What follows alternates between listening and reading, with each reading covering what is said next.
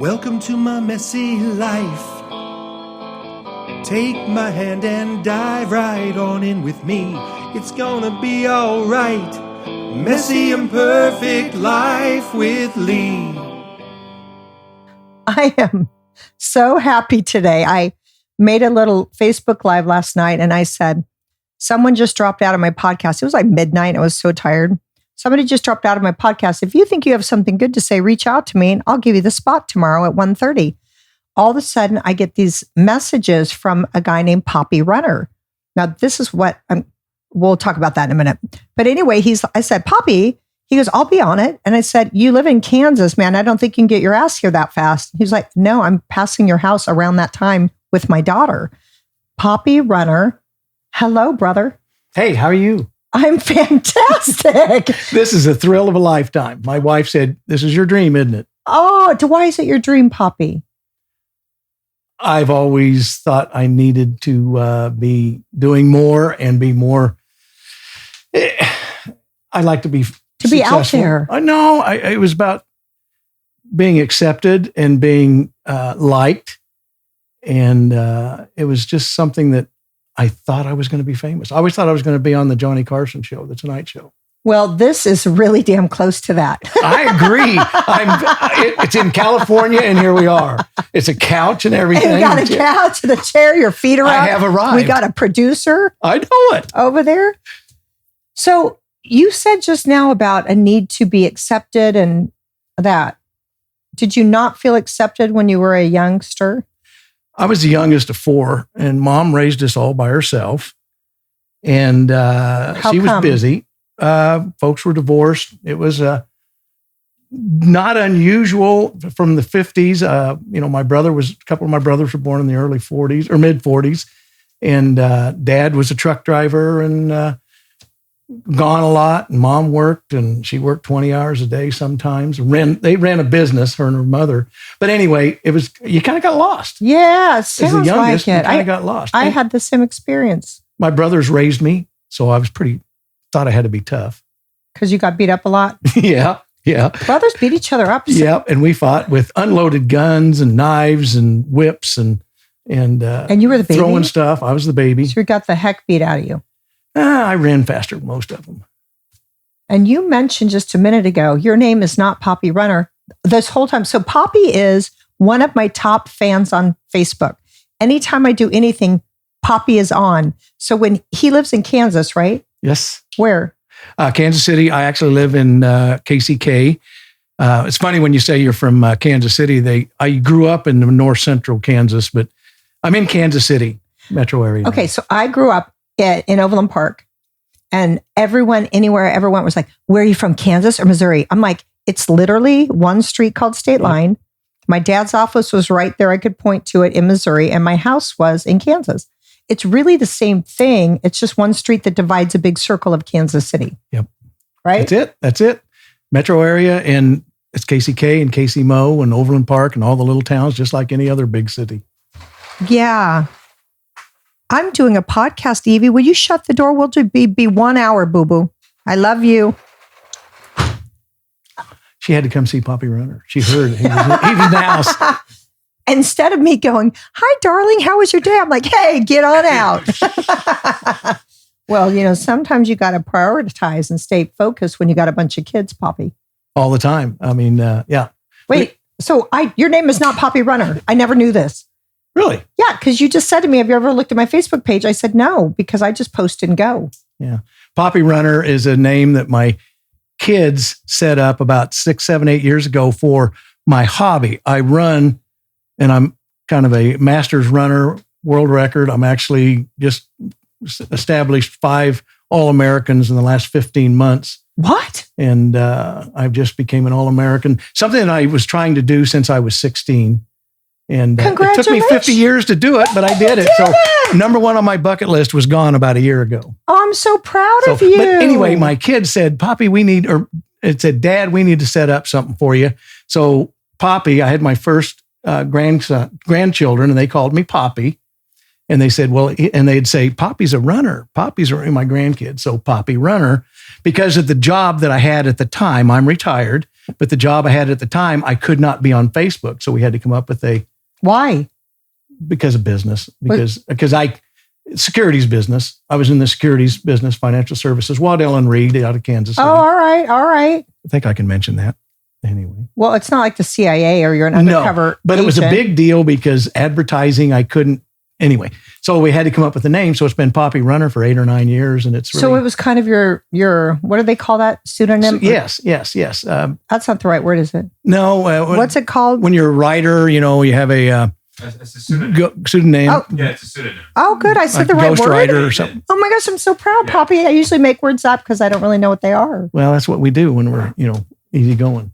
So a minute ago, so your kids made that up. Yes. Well, that's all I've seen is Poppy Runner liking my stuff. Poppy Runner top fan. So first, I want to tell you how grateful I am for you. Well, thank you. Me too. I feel the same way. When I jump on stuff, I get stuff. The best one was things are always working out for us. We still use that. That was your show. Yes. That was my show? You mean I did one of my about a year or two ago, a couple years ago? No, it's a couple years ago. You had somebody on and they'd written a book and said things are always working out for us. It was kind of a mantra that we do. Yeah. I've been watching you since, I don't know, how did I find you? How did we find each other? I was going to ask you, did you just find me watching a video? Or did you? No, because when I came and opened for my husband and stand up in Kansas City, you were already a fan. I was already a follower. I found you on Facebook somehow. One of your, I don't know. You just accidentally caught like a live video or something? Yeah. Because after that, you were steadfast. Yeah. I feel like I need to be fed some positive stuff, and that's what you do. I am a positive feeder. So it works. I need, as my wife said, your ego needs stroked all the time, and you need patted on the back, and you need all that. And I need to do a lot of de-stressing in my life. You know what, Poppy? It's so interesting because that pat on the back, all that kind of stuff, outside of yourself, right? The outside validation, which I really hear is a big thing for you, right? Well, that you want to be liked, you said right off the bat. I want to accomplish things, and people come up to me and say, "Man, I saw that," or "That was great." And you want the feeling I'm somebody. And it comes across as an egomaniac.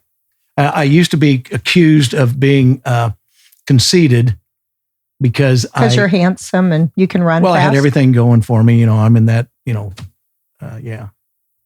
But I had 3 older brothers that had a reputation. I had a reputation when I was a kid before I ever earned it. Yeah, right. What were your brothers? Bad boys? Pretty much. Yeah. I mean, they were out there doing things, involved in things. Small town. We grew up in a small north central Kansas. Now, town. when you're in a small town, your dad's not around and you got some who gives a shit kind of feeling, you really act on that, especially in a small town. We walked the streets, then rode the streets on our bikes, and then we'd go to the drive-in theater and come home at midnight. And how many people in your hometown? About 2,500. What's the name of it? 3,000. Belleville. And I was the mayor for 4 terms back when I moved back and forth. So, I've been ingrained in that town. My folks ran 2 businesses up there and 2 truck stops. And it was my wife, when she moved to town, she said, "Oh, well, yeah, you guys were rich. You guys were it." Right. You guys were the big deal in Belleville. We did whatever we wanted to, I thought. But we thought we were good kids. Yeah. We never got in too much trouble. No, you didn't kill anyone or anything. We never went to prison for anything. A lot of small towners can't say that. That's true. That's true. We know some of them, but no, we were lucky. My husband Dave's from Tipton, Missouri, and that was 1,000 people. Yeah, similar, real similar. But then they moved the county line and counted the prison, so it jumped in population in 1 year, double. Yep.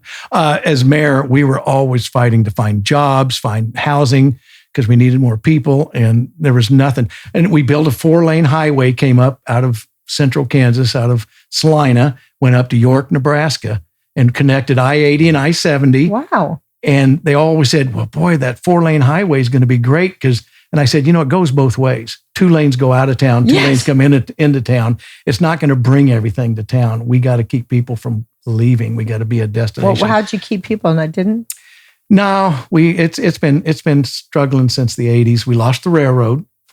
Railroad left, Rock Island Line. And so what do people do in the small town? They want to get up out of there? And then a few people stay who don't have big like itch to get out. You stay because you love it. I could go back. I was when you were doing some of your 33 sessions, I was back looking at buying the mansion in town and restoring it. A high school girlfriend of mine, her family owns a house. Everybody's gone but her.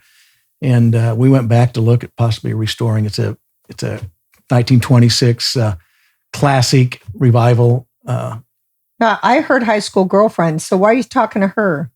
Classmate, I should say. Oh, my first love, high school girlfriend. Her and I've been working closely. She lives alone in this big house, and it's great. Leslie was a girl. Yes, when I dated my freshman year, my wife, who was actually the homecoming queen, our senior year, and was she a cutie pie? My wife, still is. I got to see a picture of her. After. I've got all kinds. I got the graduation picture on my phones and stuff, but. I was the star football player, scored the only touchdown of the game, and we lost 7-6. And you had one game or just the big game? No, we lost our first 6 and won our last 3, and I never wanted to quit. Intercepted a pass, ran it back for a touchdown. How cool. I just loved my life. You did. And still do. You still do.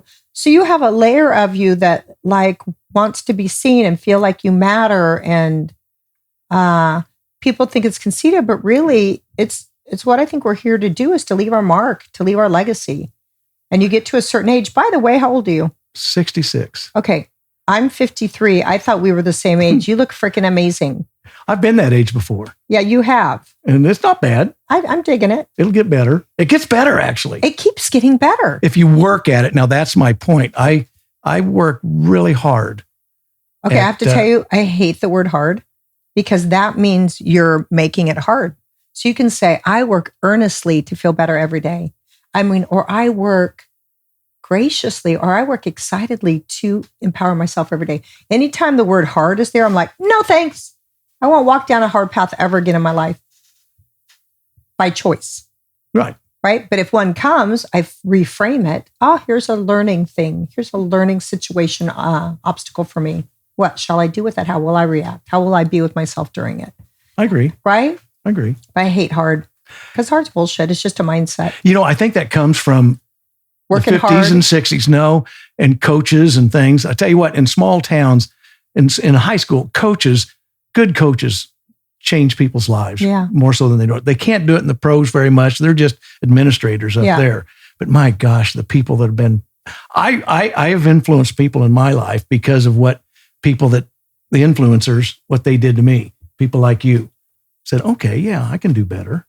Right. And coaches help people do better. If you get nice coaches, like my sister, we all didn't feel seen and heard in my home because my mom was mentally ill. My dad was working. But my sister was dancing in like 7th grade, and the dance instructor was watching her, and she walked up and said, "You're an amazing dancer." And that changed the course of my sister's life because someone noticed her. She ended up being the youngest Kansas City Chiefs cheerleader in the history. And I might have made that up. Sometimes I make things up, but something like that. But it's along that line. It's along that line. And then she majored in dance in college. Yeah. And you know what I mean? It's like when you're hungry for a pat on the back, when you're hungry for, please, someone see me, and someone sees you, it's life-changing. And I get emotional. My wife, as I've gotten older, it's gotten worse. I cry a lot. I love it. I do. But I've had people come up and said, "You changed my life." Oh. And that's because I've had people that have changed my life and still do. Mm. And I've had 2 people. Who were they? I can't mention their names, but why? Just don't want to. Okay. Can you just tell me how you changed your life? Yeah. One guy, I knew him and I knew his wife, small town, and I was in a business world, and I listened to him and I said, you know what you're doing. I said, how would you like to come to work for me? And he came to work. I helped him along the road, and he became very successful. His personality was not a salesperson. They said you have to be a salesperson. I used to have people tell me, I don't want to work with this guy. because I don't like him because I just don't like his personality. I said, you got the biggest account in town. You own the cable TV company. You own all this businesses. This is the guy for you. You work with him. I'll come over and blow smoke up your skirt or tell you jokes and make you feel funny. But I said, this guy's going to take care of your business. You got 2 problem kids and everything. So anyway, everybody, I made this guy successful. He told me one time, he said, I was about ready to lose my wife. I was about ready to lose my kids. And he said, you helped me become successful. He's still in the business. He's still, his family's dynamics. And he said, you changed my entire family dynamics by reaching out to me. And the one other guy is I saved his life. He was getting ready to shoot himself. Oh, Poppy. And he was, I drove by the place where he worked. It was 10, 11 o'clock at night, pounded on the door, saw the lights on. And he said, he was been drinking. He'd just gotten a divorce. And, these people will figure out who they are with me talking about them. But I didn't realize it. And he told me because I told him, because I'd gone through, this is my second wife. You stopped and knocked on the door because you saw a light on? I saw the guy there and I just thought, what the heck's going on? What's he doing? That's small town stuff right there. Like, he's not in the store that late. I got to go see what's up. And he came to me years later and he said, I just want you to know that day you came by, said I was getting ready. I had a loaded gun. It's so, especially if you're drinking, you're depressed and you're such deep sorrow. Suicide is like, people talk about suicide being selfish. I'm like, oh no, it's the most broken, lost thing where people say, I'm such a burden on other people. It's real. That I am better off dead. It's nothing about being selfish. It's a state of mind of complete and utter being disconnected from who you truly are. I have a lot of those in my life. Or people that I've lost some other people and that you couldn't save. No. Oh no. I've had a lot of, I've recently had experience with that, wanting to save someone and them not wanting to be a part of it and getting lost in it, like losing myself in it, getting out of my lane and suffocating myself. And I just realized it was a beautiful learning for me that you can't help everyone, but some people need to do what they need to do, how they do it. But you don't know it sometimes. No. You don't know how you impact people's lives until years later. And you're lucky if you get the person that thanks you for it. Oh, Poppy. You're lucky. That's the greatest thing in human family. First of all, family is the most important thing. I disagree, but I hear you. But what I'm saying is being a dad is probably the most important thing I've ever done. You know what's so beautiful, Poppy? Because this fits into a whole thing. Like, since you sat here and I see your tenderness when your eyes get like that, and your spunky spirit and your open heart and just wanting to do good and evolving and all that. There's that little boy inside of you that's still that little boy who got beat up and the dad was gone and the mom was working and was on his own and alone and was like, look at me. What about me? Right? I still have mine alive and kicking, man. She derails me. Here's a memory I forgot. What? My brother broke his knee playing football and they were gone. I came home Saturday afternoon. Everybody was gone. They had to go to Salina to the doctor. And I was 10 years old. I was terrified. And it was my hometown. But you it was didn't know dark. It was wintertime. But they didn't worry about me. And I was okay. But my God, I remember that afternoon. That's the kind of shit. And you had no phones to call. No. You're just alone in your thoughts, completely alone in the dark and afraid. Yeah. And it's those kind of moments that are the things that create who we are, who shape who we are. But the cool thing, I think, when you become an adult is you realize I'm still holding the sadness about that, right? Which I do too. When I think back about myself at certain things, I get tears in my eyes. And when I talk about it, people are like, oh my gosh, you cry every time. I was like, because I'm not telling a story. I'm touching that tenderness. And I have such compassion for what I had to go through as a little girl to get to here. And I think about her and I'm like, oh, I love you so much. Mm-hmm. I'm here. That's a cool thing I've been learning with myself is that I'm here for you now.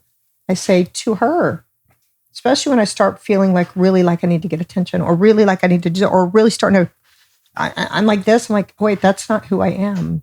Oh, that part inside of me is getting triggered. That. Well, you know, you don't know it sometimes. You know what I'm saying is that's the most being a dad is probably the most important thing I've ever done. You know, I was okay, but my God, I remember that afternoon. Yes, and the trigger is a good word, because when something comes up like that, you go, okay, I can remember my mom raising us by herself. And when we had and I remember saying, and I said this to her, I said, man, you handled that well. You know, we had a trauma, or we had a big fight or whatever. And I thought, man, when I grow up, I want to remember how you handled that. Oh. And that's what I ended up becoming a manager. And I spent 30, almost 40 years in management, managing people. And I think because of the situations like we're talking about, yes, I was able to help people. And I was never any good at selling things. I mean, I was, but I was never any good at what my company did. Yeah. But I was able to help people be better at what they did. Yes. I love telling this one quick story. I took a guy when I got there. Nothing is quick. We got nothing but time, Pop. I walked in. This guy had been there 8 or 9 years, 10 years, came out of college, and was struggling. But he was successful, but he was making about $80,000 a year. And I said, what is your goal? Because I took over this agency that we had a bunch of people in Western Kansas, out in Hayes, had 11 offices and about 45 people that I was responsible for. And I remember picking this guy out, and he'll know who I'm talking about. And I said, what's your goal in life? I said, I want to be $1 million producer in the financial services business. I said, all right. And that was it. Before I left, he was making almost $800,000. It went from $80,000 to $800,000. Now, he had grown his business, taken over other people's businesses and done this and bought out. But I just said, you can do it. Go do it. And he's still on Facebook. We're still good friends, and he supports me in all my activities that I do. And he said, again, you made a difference in my life. It's obviously so funny that he said to you, probably so vulnerable, like maybe he's never even said anything out that loud like that people wouldn't laugh at him and go, yeah, right. You know, and that you go, that's all right.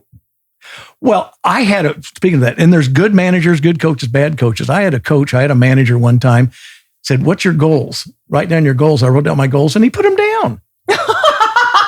He said, well, that's impossible. Oh, and I was 22 years old, 23. And I said, no way.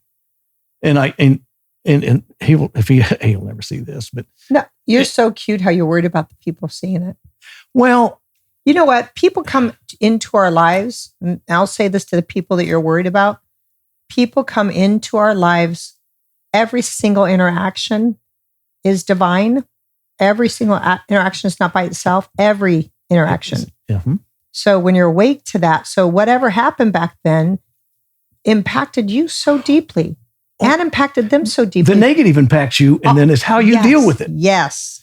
Which, yeah. Now, a lot of people, because we're usually born like we don't matter and we're unworthy. That's usually the story most people have to overcome. But what gosh dang it, what did you just say about that? I got distracted because my lips felt dry, and then I moved him. And then the thought he said down. So much, by the way. It's hard to remember it all. You're so good. I can't. No, but it was something about, tell me what you just said. What were we talking about? Well, about negative, positive things impact us in ways, but we've got to turn it to be productive. Yeah. Because my wife and she tells stories about the school guidance counselor. They said, you can't do this. You're going to end up this. This is where but they thought they were doing their job by helping us, guide us. And I said, I'm not going to do that. People guide from their fear and their limiting belief, right? That's all they know. If that guy says, I'm going to make $1 million, and you were like this, like, all right, buddy, we're in a small town. Let's see it. Yeah, that's not going to happen. Yeah. I know, but that could be a shitty guy. Yes. And then that could really stump his, like, I thought maybe I'd kind of step up, but it still feels weird. You know what I mean? Yeah. I said right away, well, let's do it. I'll help you. Oh my gosh, isn't that great? I didn't know how we were going to do it, and he didn't either, but at least we didn't put up any roadblocks. That's so beautiful. So you didn't say hard there. You're just like, all right. No, and when I said hard, I think I hurt. Maybe I worked till I hurt, and then what's the old cliche? It feels Yeah. Anyway, Too tired. Just do it. Just do it. And just do what I love, but I do know now when I'm in purpose. When I'm only doing what I'm here to do, it's with grace and ease. And it's not like, how am I going to do it? I'm going to get it done. I'm going to go knock on that door and that door. I'm exhausted. No, it's not that. You just give freely of what your gifts are. And eventually you can't help but being abundantly rewarded for it. Now, I have been saying that for maybe 10 years and making no money, but just giving my content, touching, interacting with people, sharing from my heart. And now I'm making money. Yeah. And you're not doing it for the money. You're doing it to help. Always only for the connection, because when I just finished my workshop, which you have to come April 4th and 5th next year. Okay. It's good because the people who show up are so perfect to be there. And there were some men there and everyone opens their hearts and it's safe. And there's so much healing and connection and friends who are friends for forever. My wife will be in favor of that because she wants to coming in April because she likes to come back, see the grandkids. I'll bring her too. Okay. Well, that's great. You have relatives here so I could see you. She likes to come about every other month. Oh, that's so by herself. Nice. She doesn't like me around very much. That's her getaway from you. That's one of the things, my brothers and I, my gosh, we are so much alike. My mother raised us and we're the daughter-in-laws, all the wives compare notes and think, my gosh, he does the same thing. Oh, that's so funny. He does the same thing. And it's not good. It's not good because we're insufferable, I think, to live with. I can't live with my brothers. I went and stayed with my brothers, made some trips with them over the last few years. Went to the Ozarks and then went up to Minnesota for some stuff. And oh my gosh, being around them just drove me nuts. It's interesting what family means even, because I was raised with, there's 6 of us. And right now we're fractured and we're not super close. But I have people in my life right now who are super close and who have my back and who elevate me and who love me and who care about what I'm doing. And that feels more like my family now. Because the other ones I know I'm blood related to, but. Leigh, talking about Jesus, when we get in the Bible and stuff, when you become one, that's the neat part about marriage. Like I said, I never dated in high school. I never had a steady girlfriend. And that's the bad boy in me. My wife would say, yeah, I hate going back to reunions. But anyway. Because you made out with every cute girl in the room. My wife and I, we have become one. Oh, and that's the thing that's unique, I think, about me and my brothers is they've all became, like I said, it was my second marriage and stuff. And I think you get it better on your second marriage. Well, you learn some mistakes, but my point is I'm better because I'm less like my brothers. I'm more like her. I've picked up and I've tried to become better. And she was married and had 3 kids and I adopted. When I started, we were both divorced at the same time. We got back together when her kids were 2, 3, and 4. And the kids are like mine. Aww. And are you here to see her kids or your kids? Well, they're our kids. They're her kids. Well, wait, did you have kids before you got married? I never had any kids. Oh, so these are your kids. Never had any kids. As my mom would say, you were lucky. As my mom would say, I never even wanted kids. I don't want to know. She would always go, I didn't even want you guys. And there were 6 of us. We're like, all right, so what are we having for dinner? Now where do we go? And, but no, it's. So your first marriage was for how long? 5 years. 5 years? And were you young? I was 28. She was 20. Oh, she was young. Yeah, maybe I was 26. I think we were about 5 or 6 years apart. Wow, if you think back now, like my son's 20, he's like a little baby I could still rock on my lap. Yeah. When I married my first wife, she was 20 and I was 25 or 6. And that's kind of normal in small town though. Yeah. I came back and stuff and she was graduating. And anyway, so you guys, what's that? No, go ahead. Nothing ever became of it. And we had fun for a while and no kids. So we don't have any ties at all. And now my wife and the 3 kids and their dad, we get along great. Okay, wait. So you got a divorce and you moved away from her or you're in the same town as her? Well, no, I was living out in Western Kansas. Okay. And my first wife was living in Hutchinson. And he left her, or they got divorced. She moved back to Belleville. My mom immediately called and said, guess who's living back in Belleville? And she told me, and she said, yeah, I guess she left her husband. And so I went in, I think the next day. So you drove back? The next day, I think I told my wife to move out. No. Wait, no. Your first wife. My first wife. Yeah. No, but it was all coincidence and it looked really bad. But you were kind of happy to hear that. Oh, I was thrilled. Okay. I don't know about most people, but everybody's got that one that got away, the one in high school. You had the boy or the guy, the girl you dated or whatever. And I said, gosh, if I ever get a chance again, I made a mistake. I shouldn't have let her go. They make movies about that all the time. Oh my gosh. Are you talking about your current wife? My current wife. Oh my gosh. Because you're married. Okay, so you're married, not having a great time. She left her husband and you're like, that's the one that got away. She's free. Oh, that's so What was sweet. ironic is a small town. We had a church. Her and her family sat in one pew for years, for 40, 50 years. Me and my first wife family went to the same church. And I can remember sitting, now this is terrible. God, you knew it anyway, so it doesn't matter. I used to sit there in the pew and think, man, I wish I was still with her when I was with my first wife, because that marriage was for what a lot of reasons. Yeah. But anyway, I got a chance to be with the one that I loved. Now, my first wife probably didn't. She said, I didn't feel the same way about you that you did. But what does that mean? Because she was the homecoming queen. She was beautiful and everything. Well, I mean, I wasn't her first choice.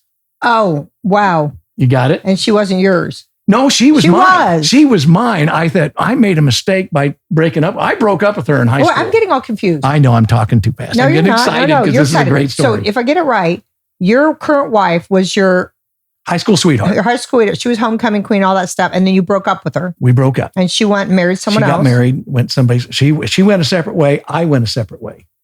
And then you were like, gosh, damn it. Why'd I do that? That was a mistake. That was a mistake. And for years. And then all of a sudden, my mom calls and said, and my marriage wasn't good. And she said, my mom said, free? Guess who moved back to Belleville? She said, Pam moved back. And I said, oh no. So boy, the wheels. Oh no. I said, oh no, things are going to happen now. Well for my current wife, but this kind of. And it's been a dream ever since. Isn't that beautiful? See, that's life, right? You make a different choice, then you can appreciate more. Well, opportunities come up. Yeah. And you live a good life. I've lived a good life. I can tell that. I've worked hard to, you don't like that word. No, you put in a lot of time and effort on building your life and where you are. Yeah. And you talked about. No, you can say working hard is okay, but when people say, this is going to be hard, I'm like, all right, go walk that path. Yeah. But no, you're talking about working hard to get where you are. Well, I've done the good work too. Up. I'm talking about not giving up. Yeah. It's easy to give up. Yeah. And, you talked about doing something that you love and trying to help people and maybe not making money, but if you do what's right in your heart, and what you hear this all the time, motivational books and all the motivational speakers like yourself and things, that's what they're saying. And, and I've been saying it, knowing it's true, but not even thinking about me. And I just talked about in the last podcast that my husband and I are divorcing. And as I watched that foundation he's my beloved, right? Like he's my heart. And as I watched the foundation of our marriage crumble and I was looking down, I was like, my life's foundation's gone. And then literally I was like, oh, wait a second. I'm still standing. God, what do you have in plan for me? I'm ready. Let's go. Yeah. And I feel like right then I cut all the tethers, especially like trying to pull someone to get help or whatever that doesn't want it. And you're just drowning. And that's hard. That's hard. It's hard. Sorry to hear that. Oh, no. Thank you. How I've dealt with stuff is I truly believe that when one door closes, another one opens. Yes. Truly believe that that's divine. I do too. Because whenever all that stuff, and I laugh about it now because I was able to work through it. Yeah. To a degree. I mean, you always have some residue left. Well, I'm already feeling in a real deep knowing that it's a blessing and that we have served each other so beautifully, but we no longer are serving each other. And that it's time for me to go do all the things I knew I was here to do that I probably never would have if I stayed with him. What can I do to help? Nothing. Just being here makes me happy. Well, I'm over the grieving. I'm an example. I'm over the grieving. But that's a good part. I'm over the grieving and I've learned what my part was because everything's 50-50. And I learned what my part was and I know what it was. And I know how I have to communicate differently and be more intimate with my intimate partner and all that stuff. So when I met Dave, I had low self-esteem and was healing my healing journey with him. And he was his unconditional love helped me start my healing journey because I got to. So you helped each other at a time when it was needed. Absolutely. And I think that when things run its course, something has to happen so dramatically to wake you up that you have to go separate ways, or else I would have just died with him because that's the thought I was holding in my mind. This was my guy till the day I died. And all of a sudden I was like, I keep going up and healing and I'm like, Dave, get up here. It's so much fun, and then one day we were no longer partners. So I was super sad, but it's been for a few years I've been dealing with it, right? So last year was the worst. But then when I stood up and you see another door opened, you know what opened? Was fully me. Mm-hmm. My whole heart opened, my whole knowing of what I was here to do with no constraints, no restraints. It's just a whole new playing field. And you got to go. And it's beautiful. And I'm in it and I'm walking proudly in it and owning my space on the planet. And I know exactly what I'm doing. And the right people are coming in the most magical ways that I never even imagined. Beyond my little limited beliefs, crushed them. It happens for a reason, as we said earlier. I know that I was put on this earth. I always wondered, what we always want to know why I was put here. I was put here to be a father to 3 kids. They weren't my kids. To step in that father role for them. No, and the guy was... their dad's a nice guy, great guy. He just didn't want to be a dad. Yeah. Just wasn't. And the kids were 2, 3, and 4 when I showed up the first time. And the first or second date, I had the youngest daughter who just moved back out here. I had my wife's my girlfriend's on the phone. I go over to see her and Katie's hollering. She says, she's in the bathroom. So I go in there and I have to go in there and wipe her butt. Because she's little. So she's just getting potty trained. Yeah. And I think, what kind of audition is this? Wait. Wait. And Pam said right away, she said, I think he's going to be a keeper. Oh. So, but anyway, we still tell that story. And when your kids come, it doesn't matter how you get your kids or where they come or who carried them or who's home or what country. It doesn't matter. They're your kids at the right time exactly when. If you love something and somebody and stuff like that, it's easy. Yeah. It's easy. It's nothing about this life's easy, but it's your attitude. It's also exciting, I think. Oh. I mean, even now when I get kicked in the stomach, I'm like, whoa, got to catch my breath. But I'm quicker to recover and out of victim mode and into empowerment. There we go. Yeah. And that's what I've been that's what I've done all my life to try and. I want to tell you something, Poppy. Okay. Every single thing that we're here on this planet to do is within. Everything. The healing, the loving, the acceptance, the knowing, the purpose, everything is here. We have everything inside of us for our entire life. We have every answer we ever need if we can quiet this and connect to it, because we're directly connected to God, all of us, and connected to each other. So when you say, I'm on this planet for something outside of your body, I know that that is not the case.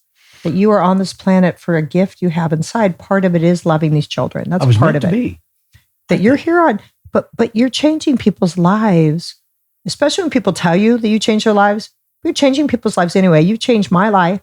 You've changed my life by showing up for me, validating that my work isn't for bullshit, that somebody's showing up. And that means a great deal to me. And I really want you to know that I really appreciate you. I'm glad to do it. I mean, I don't know what I'm doing. I just kind of do stuff. I just blurt it out. Yeah. You just show up though. No, actually you're consistent and you show up and you support me. And that's a big deal to me. So I could say you've changed my life, Poppy Runner. Poppy Runner. What's your real name? Brad Chatfield. Brad what? Chatfield.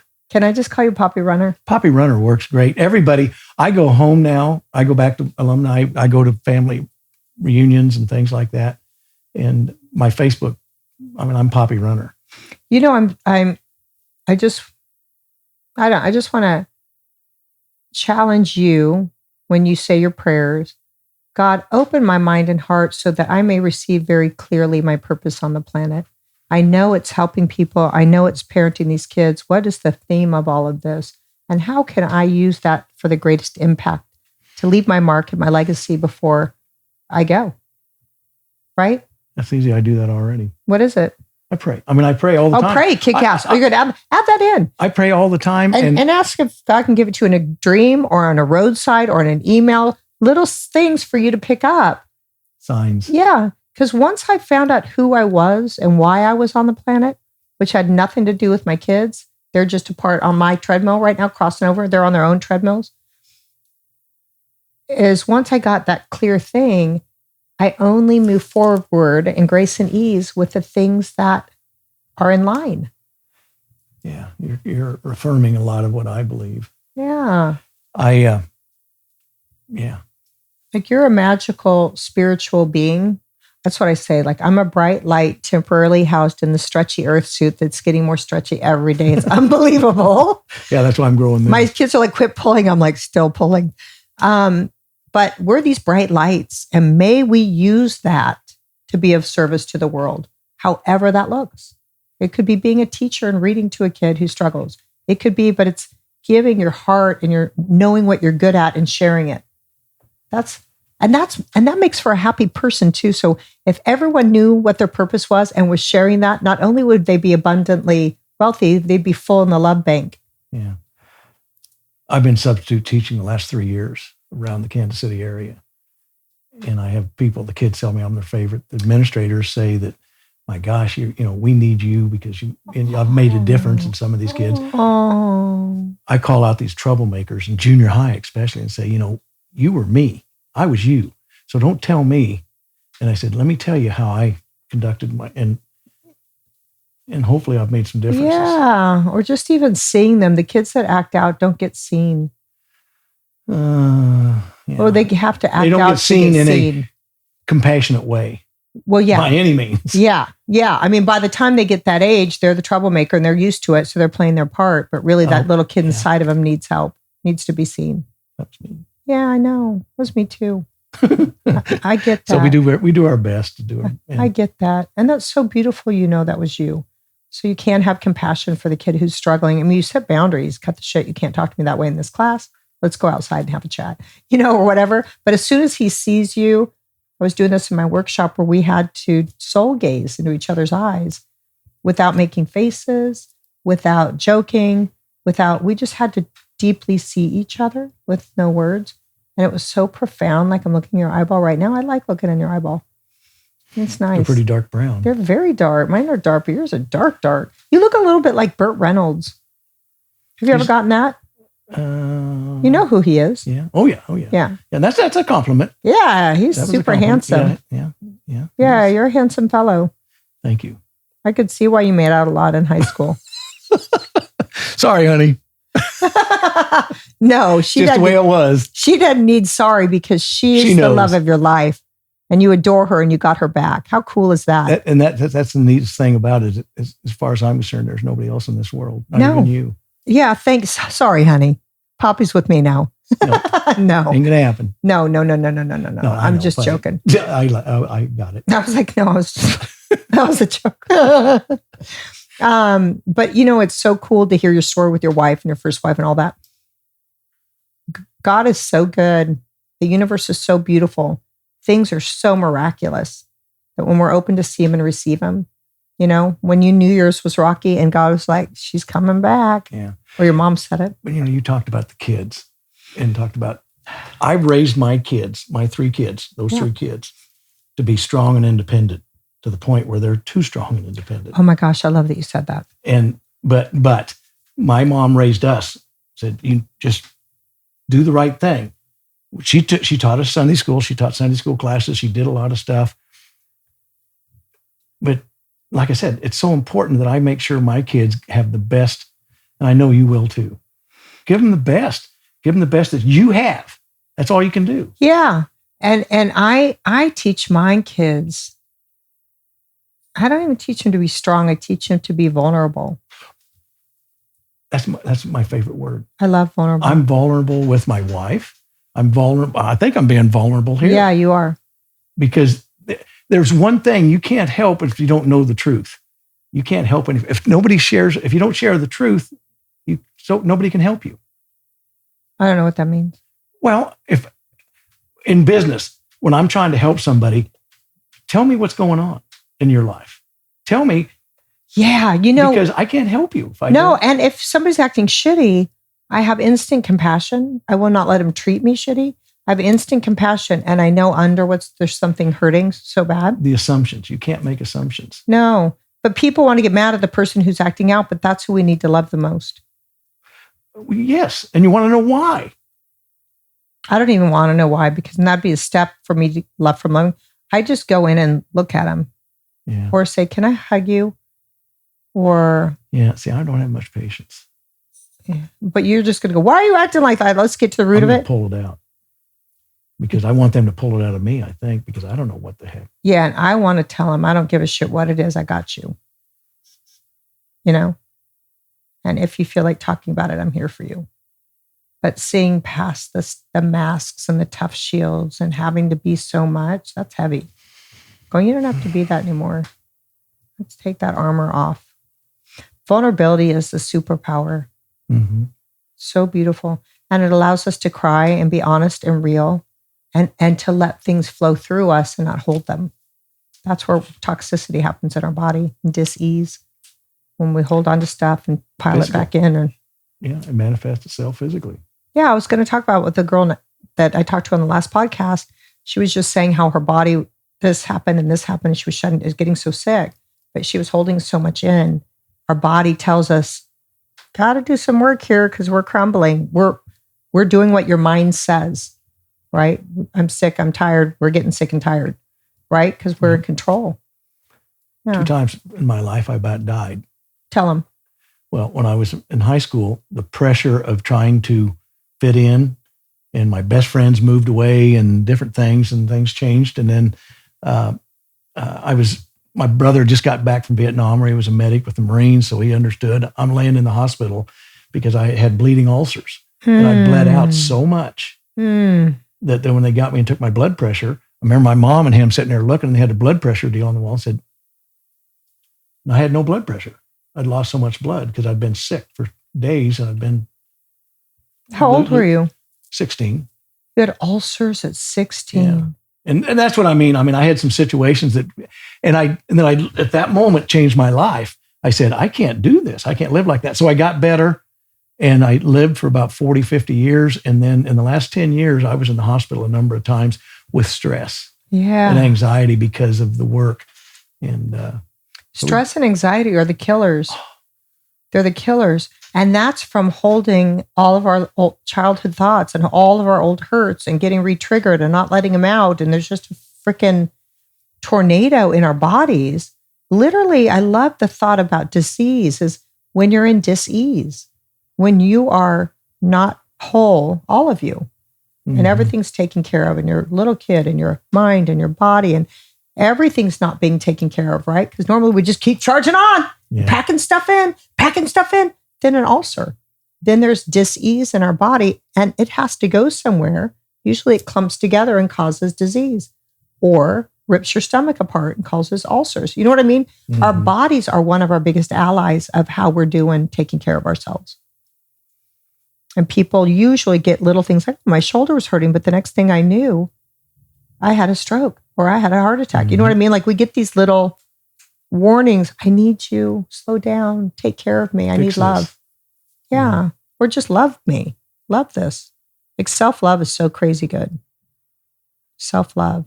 I love that thing. And I did this for a while. I love the saying, I got you. I tell you that I was in Dallas for something. Yeah, saw that. Oh, you saw it? So you were down there. Oh, what you saw on Facebook? I was in Dallas. Facebook, yeah. I was like, did you see this story? Because I haven't said it out loud. No. But I was in Dallas, and I stayed an extra day instead of leaving late at night. So I slept, and then I was doing work in bed, catching up with stuff. And then I called the front desk. I was like, hey, what time do I need to leave here to get to the airport for this flight? And he goes, about 1:45. And I go, okay, what time is it? He goes, 1:48. And I almost threw up. I'd completely lost track of time. I flew out of bed, starting throwing everything all over the place, knowing I was like, all right, Leigh, calm down, take a breath. Pack your stuff fast, but not crazy.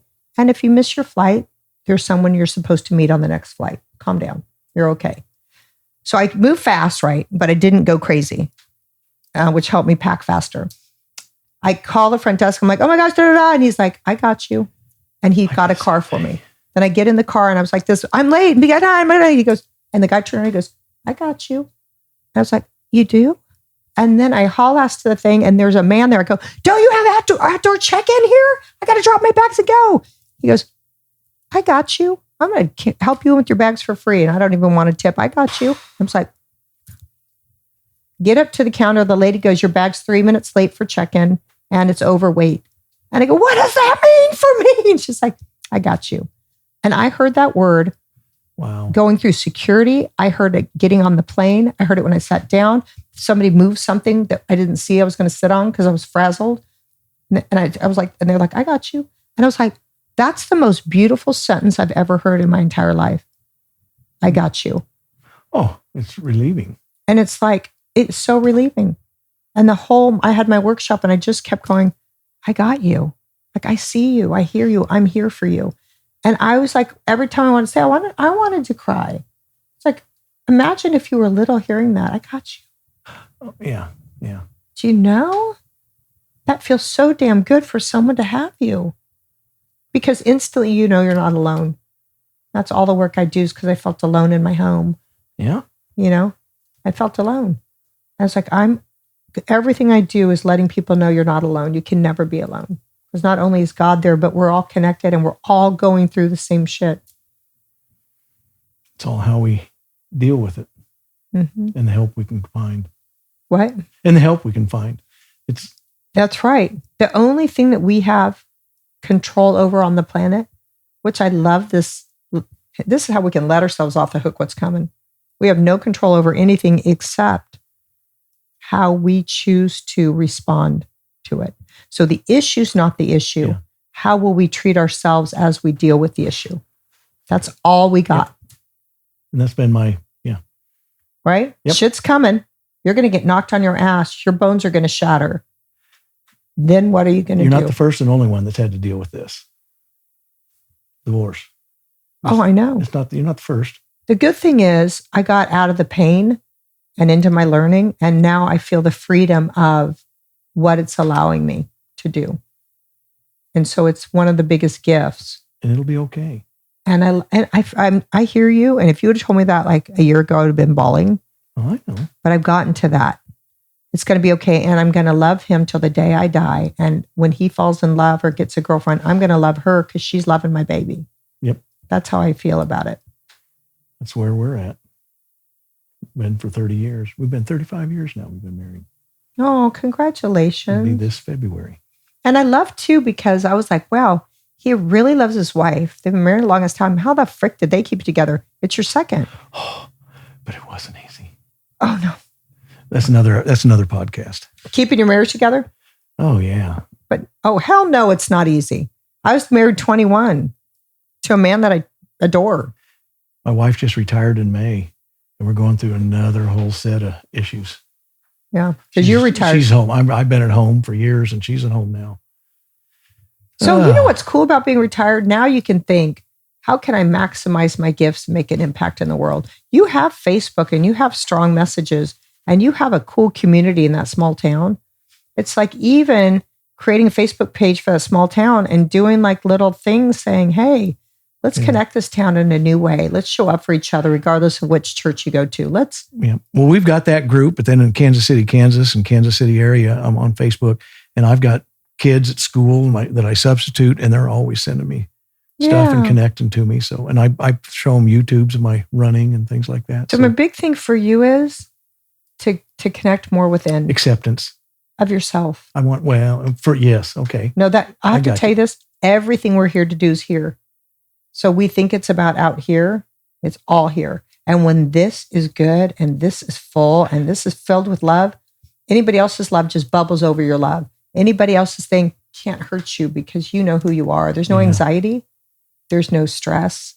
Not saying that human stuff doesn't come up and we get snapped back in and we have to come back to center. But you said earlier, it's how we deal with it. This is center. Yeah. So I encourage you to fill yourself up with so much love. And when your feet hit the ground in the morning, put your hand in my heart and say, I got you. And you're saying that to your adult self and to your younger self. And you're going to take care of yourself so much like you took care of those kids that you're going to heal. And you're not going to have anxiety or be a people pleaser because you know who the hell you are and you know what you're here to give. It's good shit. And it feels good on the body. And it's constant work.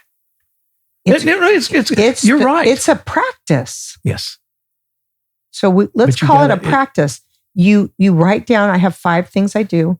You get those 5 things, which are for me, I say, when I wake up, I say my morning, I put my feet on the ground first thing.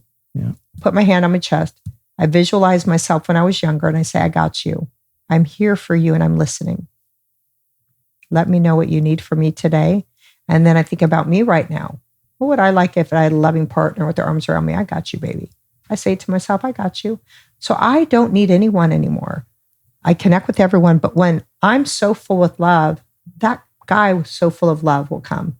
And I will have a whole new experience in relationship because I'm a whole different person. So it's just knowing everything's here. Because you are a gem. You are precious and you are kind and you're making a difference. And you're making a difference in my life and the other people who tell you, right? But there's a lot more. Mm-hmm. And you're doing it with kids and the compassion and the understanding. So you're making your mark, brother.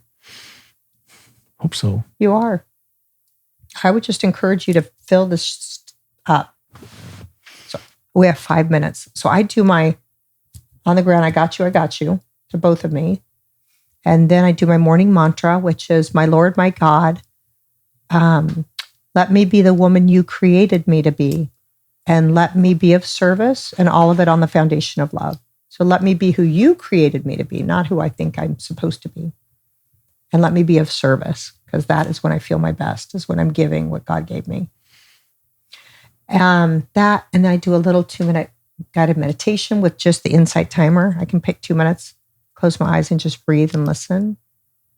And then I think one thing I'm grateful for, and I usually see a beam of light coming that's so beautiful from these 4 little windows above my door in my bedroom. And I say, I see you. I see the light. I am so in gratitude that light's here every day to show me there's light. And then I'm off uncentered. I'm off and running. Well, so I mean, you get a good start. I have a solid start. Routines. And the last thing that I do is I set an intention for everything that I do. I did not do that with you today on the podcast, but I set an intention before I came to have an open mind and heart to create. I was so tightly strung when I got here, you had to mellow me out. Oh, we didn't even do 3 grounding breaths and you mellowed out. You did mellow out. But I did it mentally. Yeah.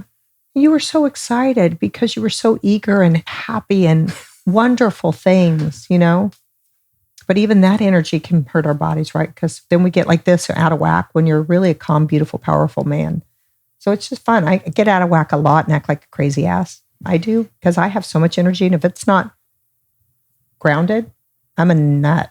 When I'm around my grandkids, I get really nutty. And I see them do things and I tell their dads, their moms, said, sorry. Yeah, that was me. I'm a nut. I like that. That's called being playful. That's wonderful. And that's a gift. I don't play enough with them and I don't spend enough time with them. Stop that lingo. Okay. That's bullshit. No, that was my wife telling me, said, well, you need to spend more time with them. Well, I don't believe in quantity. I believe in quality. And I tell my kids I'm working 9 to 6, unless you're bleeding, crying, or want to say hello after school. You're welcome. But I'm committed to my work. Yeah. And I'm going to make all the things that I wanted to create, I'm creating now. And I'm going to dedicate my time to that. And I don't ever fudge. So you could see at the beginning of the podcast when Eve came in, love you, kid. You're not dying or bleeding. Step out. I'll see you at 6. Yeah. But it's so important to commit to yourself. I challenge you to commit to yourself because you're beautiful and you deserve not to be stressed or anxiety or people pleasing anymore. I'm getting better at it. Yeah, you are better. This is another piece. Oh, no. The beginning was, all of it's perfect. I just got to see you, right? Because I've only known you on Facebook. And then when you came to see me and my husband do stand-up, or my husband and I do stand-up. And I saw you for 1 second because you came up on stage and took a picture. And I was like, Poppy, that's what you look like? Well, you called me out during your act. Oh, I did? I can't remember. You probably don't. I'm sure you, I know how that is. I just can't remember. You just don't remember that moment. But see, it impacted me. Poppy. And that's why I'm still here. And that's why I'm still following you. Oh. So if I ever do stand up, make sure I call someone out. If you want another friend, you call them out. But no, my sister-in-law and my brother was with us, and they said, "Oh, she's never going to know, and she'll never know you were even here. She'll never know." And when she said, "Oh, and I want to say hi to Poppy out there," and that is that a riot that you got that funny. negative self-talk from your siblings or that negative talk there? She didn't even know you're here. And I was like, "Hi, Poppy out there." And I still owe you $20 for that. Oh shoot! I didn't know we had a deal, but make it 40 now, interest. Yeah, I got that. Because it's just so funny. It's so wonderful how life is. That I even said that, and that they said that. How beautiful is that? Yeah. I love it. And here we are. You're precious. It's time for us to hug it out. Okay, I can do that. Yay! Thank you, Poppy. Thank you. Thank you. You're so sweet. Love you guys. I love you. Well, I mean, it was wonderful. Everybody was. Oh, what about Ben? Ben is absolutely super. You think so? You didn't say a thing. We said two things. He asked what my real name was. Yeah. Like he cared.